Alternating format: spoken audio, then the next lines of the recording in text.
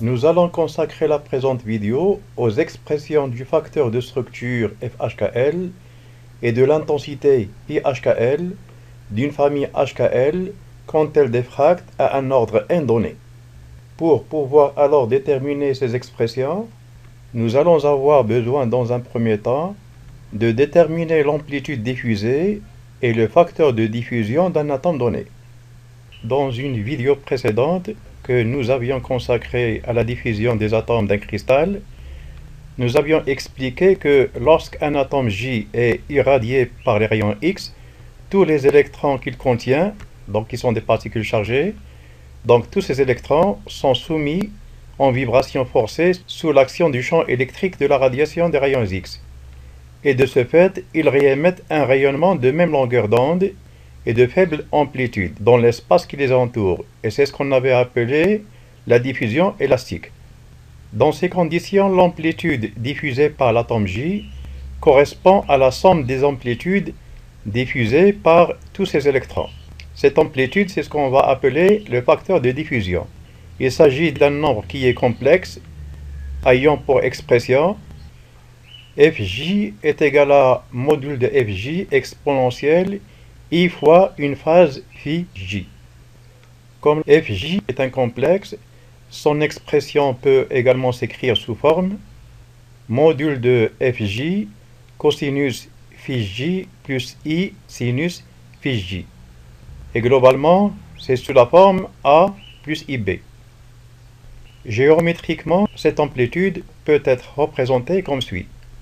Dans l'espace complexe où cet axe représente l'axe des réels et celui-là représente l'axe des imaginaires, donc Pj peut être décomposé suivant les deux axes avec un terme qui est Fj cosinus Pj, c'est le terme petit a, et un terme qui correspond à la projection de cette amplitude sur l'axe des imaginaires et qui n'est autre que module de Fj sinus la phase Pj. La phase Pj n'est autre que l'angle entre le vecteur Fj et l'axe des réels. Pour ce qui concerne le module du facteur de diffusion d'un atome, il est désigné par la lettre petit f et a comme expression Fj est égal au nombre d'électrons de l'atome Aj fois l'amplitude diffusée par un électron. Soit Fj est égal à Zj fois l'amplitude diffusée par un électron. Fj n'est pas une constante, mais il dépend de l'angle de diffraction et de la longueur d'onde des rayons X incidents, ce qu'on peut illustrer par la figure suivante. Cette figure montre l'évolution de l'amplitude du facteur de diffusion en fonction de sinus θ sur lambda pour des angles de diffraction allant de 0 à pi sur 2. Si l'atome était ponctuel, le facteur de diffusion devrait être égal au nombre d'électrons que contient cet atome. Mais comme l'atome n'est pas ponctuel, au fur et à mesure que l'angle de diffraction θ de la famille réticulaire sur laquelle se trouve l'atome Aj croît, au fur et à mesure que le facteur de diffusion Fj décroît. D'un autre côté, la décroissance de Fj est beaucoup plus accentuée pour les atomes lourds que pour les atomes légers, comme on peut l'illustrer par la figure suivante.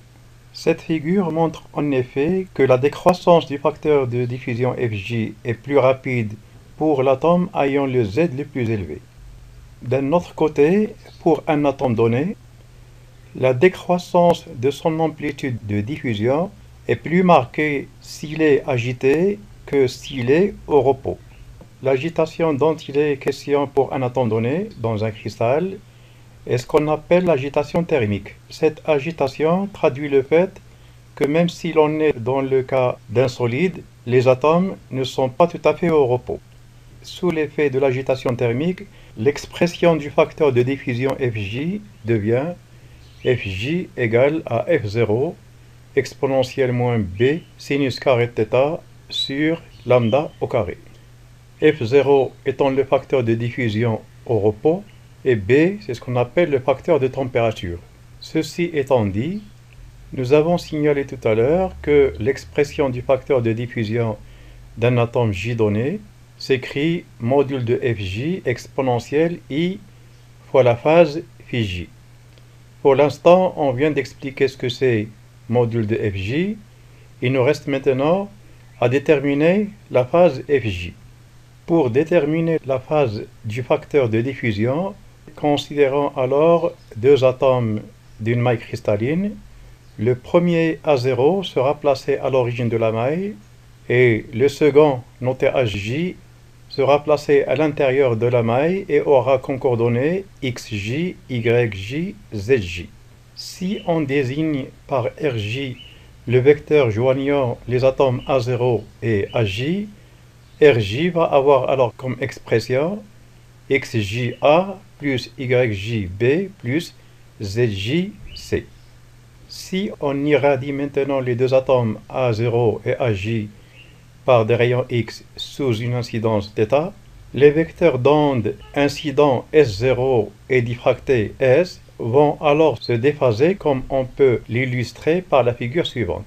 Cette figure montre les deux atomes A0 et AJ dont le vecteur les joignant est RJ et les deux atomes sont irradiés par des rayons X sous une incidence α0. Les deux atomes A0 et AJ vont alors diffuser à la suite de l'interaction avec les rayons X et ils vont diffuser de façon sphérique. Et comme on l'a signalé tout à l'heure, la diffusion va être une diffusion élastique, ce qui fait que les rayonnements diffusés vont avoir la même longueur d'onde que le rayonnement incident. Et si parmi les rayons diffusés par les deux atomes, on choisit deux qui sont parallèles, question d'espérer qu'ils puissent former un faisceau, les ondes diffusées suivant les deux rayons à partir du point AJ et H0, donc ces deux ondes doivent être en phase si on veut que l'interférence entre les deux ondes soit constructive et donner un signal perceptible qu'on peut mesurer. Pour qu'on puisse avoir ce cas de figure, c'est-à-dire le cas où les rayons diffusés sont en phase, il faudrait absolument que la différence de marche A0, H0 moins AJ, HJ doit être un nombre entier de longueur d'onde, comme c'est le cas pour cette figure. Ici, HJ, HJ correspond à 2 longueurs d'onde, A0, H0 correspond à 3 longueurs d'onde, et ce qui fait que la différence entre les deux segments ici est égale à 1 longueur d'onde. Et c'est la condition nécessaire et suffisante pour que les rayons donc diffusés soient en phase. Mathématiquement donc, la différence de marche entre les deux rayons est A0, H0 moins AJ, HJ. Or, A0, H0 n'est autre que l'un des côtés du triangle rectangle en H0 et qui est A0, H0, HJ. Par voie de conséquence, A0, H0 n'est autre que l'hypoténuse qui est module de RJ, cosinus alpha, alpha étant l'angle d'inclinaison des rayons diffusés par rapport au vecteur RJ. De même, AJ, HJ est également l'un des côtés d'un triangle qui est rectangle en HJ et le triangle est AJ, A0, HJ. Par voie de conséquence, AJ, HJ n'est autre que module de RJ, cosinus alpha 0 étant l'angle d'inclinaison du rayonnement incident par rapport à RJ. La différence de marche linéaire donc est RJ cosinus alpha moins RJ cosinus alpha 0, qu'on peut écrire sous forme RJ lambda que multiplie 1 sur lambda cosinus alpha moins RJ lambda que multiplie 1 sur lambda cosinus alpha 0. Cette expression peut être également écrite sous forme RJ lambda S moins RJ lambda S0, soit RJ facteur de S moins S0 lambda. S et S0, c'est ce qu'on appelle les vecteurs d'onde. S, c'est le vecteur d'onde qui oriente les rayons diffusés, et S0, c'est le vecteur d'onde qui oriente les rayons incidents.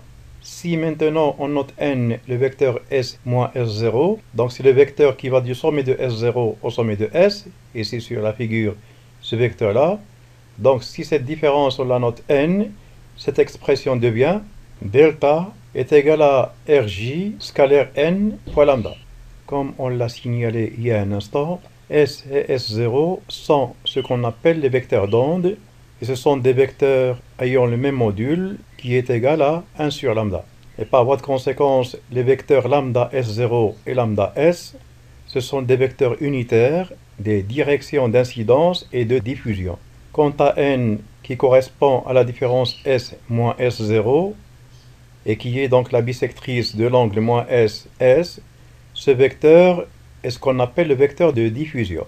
Nous signalons au passage que nous avions entrepris la même démonstration pour déterminer la condition de diffraction de Laue pour une rangée réticulaire donnée. Le déphasage qu'on vient de déterminer est un déphasage linéaire. Ce dernier est lié au déphasage angulaire φj qu'on est en train de chercher par la relation suivante. La phase angulaire φj est proportionnelle à 2π et le facteur de proportionnalité n'est autre que delta sur lambda. Et d'après l'expression du déphasage linéaire, delta sur lambda n'est autre que le produit scalaire Rjn. Dans ces conditions, l'expression de la phase φj devient φj est égal à 2π produit scalaire Rjn. Or, comme nous l'avions déjà expliqué dans la vidéo que nous avions déjà consacrée à la détermination de la relation de Laue, n doit être un vecteur de l'espace réciproque et son expression est la suivante. N est égal à HA étoile plus KB étoile plus LC étoile. Et comme l'expression de Rj est Rj égale à XJA plus YJB plus ZJC, l'expression de la phase φj va devenir alors φj est égal à 2π facteur de HA étoile plus KB étoile plus LC étoile que multiplie XJA plus YJB plus ZJC. En développant alors ce produit scalaire et tenant compte des relations existant entre les paramètres du réseau réciproque et ceux du réseau direct, l'expression de la phase φj devient φj est égal à 2π facteur de h xj plus k yj plus l zj. Concernant les relations entre les paramètres du réseau réciproque et ceux du réseau direct, voilà la vidéo que nous avons déjà publiée à ce sujet. Maintenant qu'on dispose de l'expression de la phase φj, l'expression du facteur de diffusion d'un atome J peut s'écrire alors sous forme φj est égal à module de φj exponentielle de pi h xj plus k yj plus l zj. Maintenant qu'on sait ce que c'est l'amplitude diffractée par un atome, alors l'amplitude diffractée par tous les atomes d'une maille correspond à la somme vectorielle des amplitudes diffusées par les n atomes de la maille. Et cette amplitude donc va avoir comme expression grand F est égal à sigma de 1 à n de toutes les amplitudes Fj des différents atomes J contenus dans la maille. Pour ce qui concerne maintenant l'amplitude diffractée par tous les atomes d'un cristal, elle va correspondre à l'amplitude diffractée par tous les atomes d'une maille que multiplie le nombre de mailles que contient le cristal. L'amplitude en question est ce qu'on appelle le facteur de structure et son expression s'écrit sous forme F est égal à m fois l'amplitude diffusée par tous les atomes d'une maille. Donc c'est m fois sigma de 1 à n Fj. Dans la pratique, pour déterminer m, il faut d'abord déterminer le volume du cristal et disposant du volume de la maille, m serait égal donc au volume du cristal sur le volume de la maille. Si on revient maintenant à l'amplitude diffractée par tous les atomes d'une maille, on peut le schématiser par la figure suivante. F est un vecteur complexe qui correspondrait à la somme de tous les vecteurs de diffusion F des différents atomes. Dans le cas de la figure, le nombre d'atomes est égal à 7. Sur cette figure, nous avons considéré arbitrairement que la phase de l'amplitude F1 de l'atome 1 est égale à 0. Comme le facteur de diffusion atomique a comme expression Fj est égal module de Fj exponentielle I phi j, l'expression du facteur de structure devient alors comme suit. L'expression du facteur de structure peut être également écrite sous cette forme. A étant la partie réelle et B correspond à la partie imaginaire. Les modules et la phase de f seront donc donnés par les expressions module carré de f correspond à a au carré plus b au carré et tangente phi n'est autre que b sur a.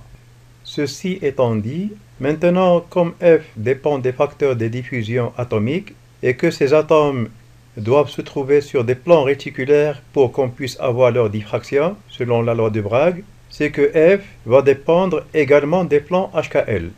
Et par voie de conséquence, f doit être indexé HKL. On écrira donc f indice HKL pour signifier que f est le facteur de structure d'une famille HKL donnée. D'un autre côté, on démontre en physique que l'intensité diffractée par une famille HKL donnée à un ordre donné dépend étroitement du facteur de structure FHKL de cette famille. Le lien alors entre le facteur de structure et l'intensité d'une famille donnée est le suivant. L'intensité diffractée par une famille donnée n'est autre que le carré du module du facteur de structure, à savoir que c'est égal à a au carré plus b au carré.